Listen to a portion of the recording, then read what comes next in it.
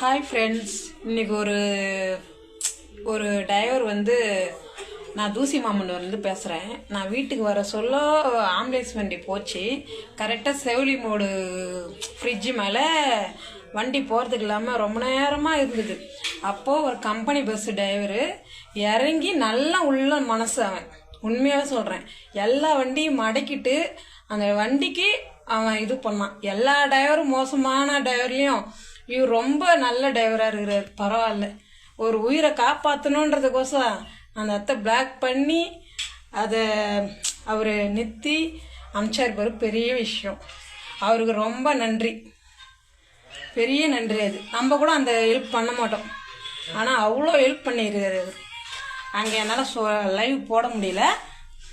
எல்லாருமே நல்ல உள்ளத்தோடு இருங்க. ஓகே, பாய். எல்லோரும் சாப்பிட்டு சந்தோஷமாக இருங்க.